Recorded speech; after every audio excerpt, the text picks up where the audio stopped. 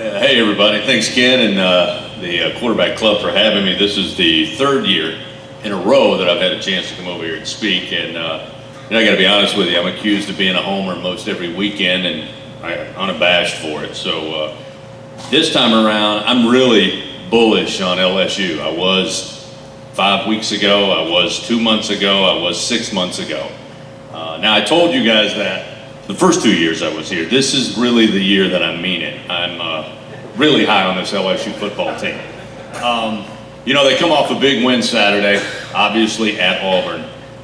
But for me, much like in the opening game against Miami, the result not that big a surprise. I'm lucky, and Todd also, that we get to go to practices. We get to go to the preseason scrimmages. So all through fall camp, when the rest of the national media and frankly some local media were concerned about this position, that position, this position, that position, no question about it, there were a lot of question marks for LSU, especially on the offensive side.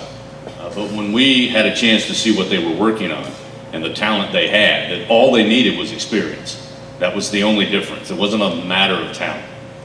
The game against Miami played out kind of what I thought it would. Defensively, they were going to throw everything they had from different directions, try to apply pressure, disrupt the running game.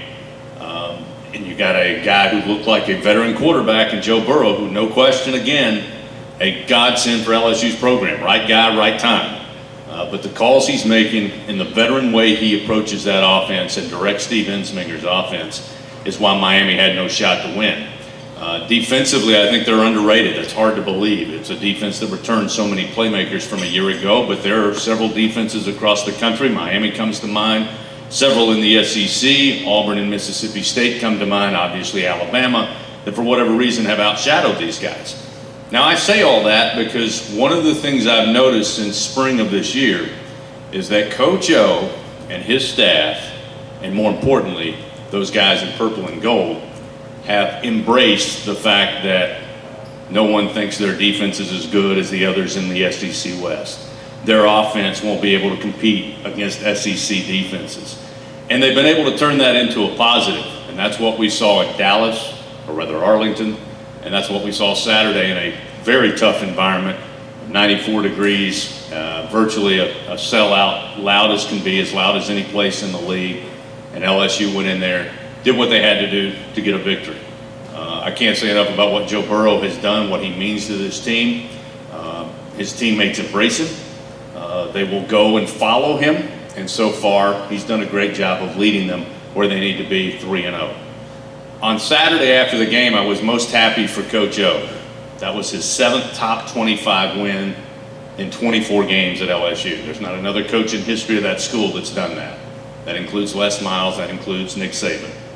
That's quite an accomplishment for Coach O, and he deserves some praise. So I was the first to congratulate him when we got on the team plane. I wasn't the only one, obviously, and I'm looking forward to visiting with him tomorrow night on his show because I think he's going to get a lot of congratulations from fans who come there each and every Wednesday night.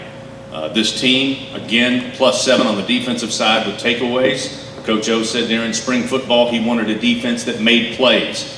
Coach Aranda went from running 4 to 5 defensive fronts the last 2 years to over 40 in their call sheet. And they are disrupting offenses.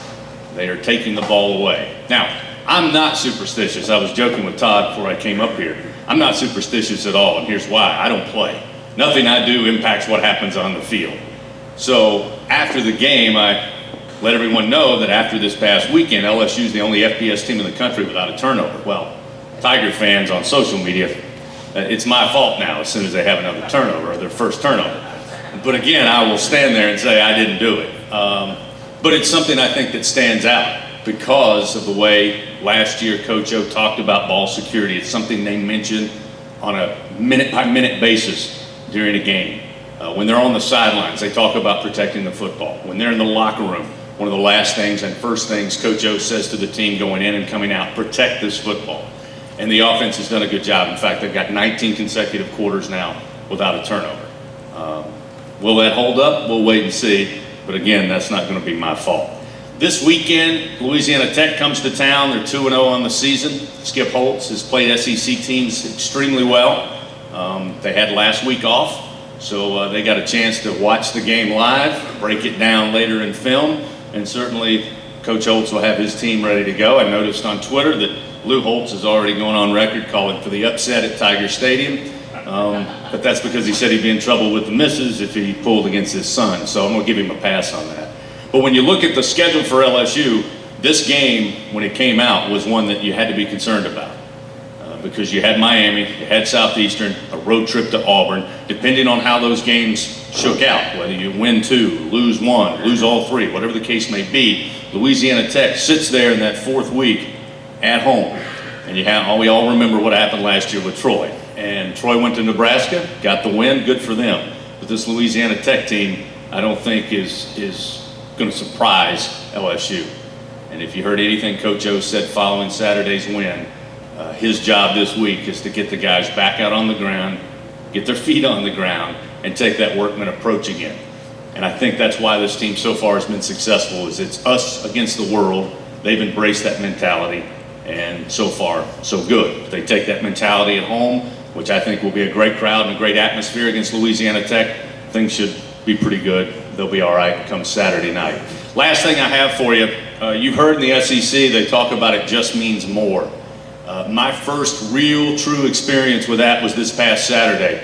At Jordan-Hare Stadium, they've moved the media now into the end zone. Used to be somewhere between the 30s in that neighborhood. Well, they redid that middle section of the stadium, and now it's a club, so they move us all into the end zone. It's the worst vantage point we have in the SEC to do my job, but it is what it is. What I didn't realize was that the fans are literally about 3 feet below us. We have open windows.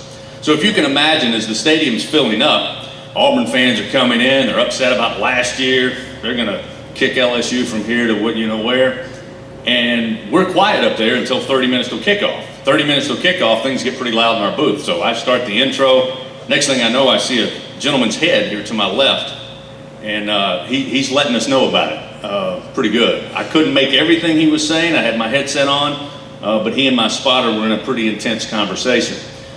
He then grabbed the window, and my first thought was he's going to try to climb in here.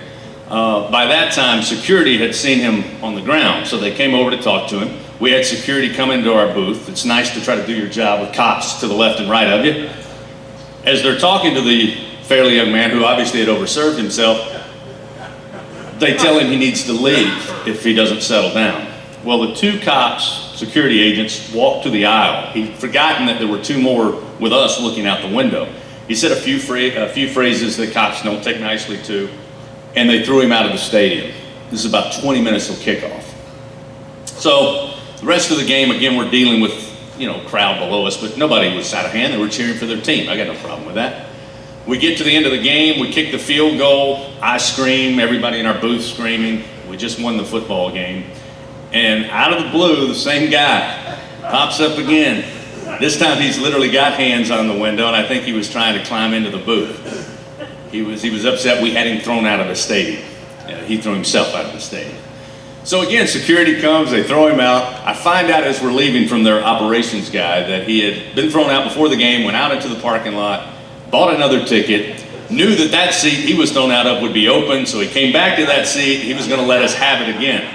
Unfortunately for this poor Auburn fan, he was arrested for disorderly conduct. So it just means more.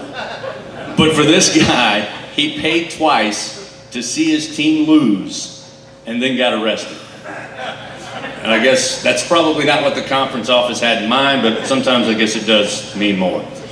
Thanks again for having me. And if anybody's got any questions about LSU, I'd be happy to take them real quickly.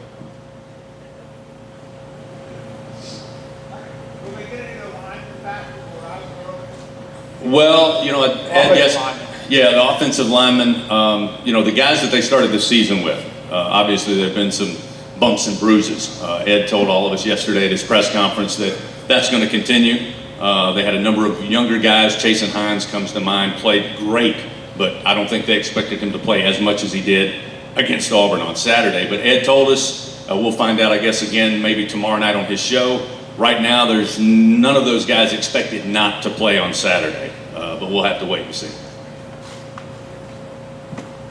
Hey Chris, are you, not being from here originally, Are you surprised by the attitude that people sometimes have about this football program, like they're waiting for something to go wrong? It's interesting to me, again, from the perspective, as you point out, of being an outsider coming in, that sometimes I think a lot of people fall into the trap of, okay, everything's good right now, but we know it's all going to fall apart. It's a matter of whether it's this weekend against La Tech or when Mississippi State rolls into town. But I'll tell you, having spent 10 years at Georgia Southern, one of the things that irritated me most, and I hope this isn't the case at LSU, is that it becomes so much success for a program. I think Alabama's going to have this problem in a few years, not right now, but in a few years, they're going to go through this as well, where there's not enough excitement and happiness over a victory. It's more of a, glad we didn't lose to Ole Miss. You get that sense of we're supposed to beat Ole Miss. We're supposed to beat them by 40. Now, Mississippi State, we should only win by 18, 21 points. But you get to a point where winning over Mississippi State, or pick any team, at home especially, it's more of a, wow, glad we didn't lose that one. All right, on to the next one.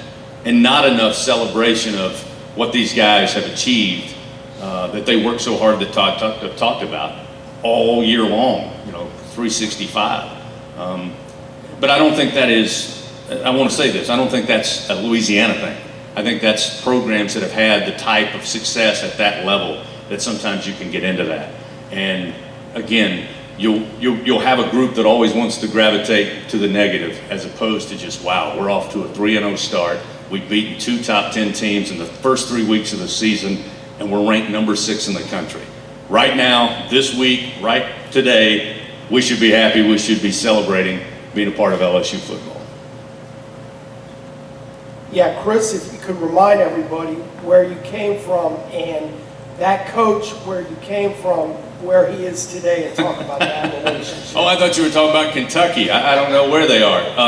No, I grew up in Kentucky, but I did spend 10 years in Southeast Georgia at Georgia Southern University, and I had the great privilege and honor and real joy to do what Todd gets to do now, and that's hang out with Willie Fritz. He's one of my favorite people in the entire world, not just football. I just think Willie's a genuine guy, and as many of the coaches I've worked with over the years, he is just the type of guy that he'll just tell you what's going on. He'll tell you if it's great, he'll tell you if it's not great, and more times than not, he'll tell you why it's not going great. Which in this day and age, all coaches with media and all the coverage, a lot of times you don't get that kind of answer out of him. But some of the most fun I had was on Monday nights for us. We had the coaches show with Willie Fritz. So I'm pulling, and I listen to Todd every week when we're not playing at the same time, and I'm pulling for Willie to do great things here, and I know he's going to. Anybody else? Thank you all again for having me, and go Tigers.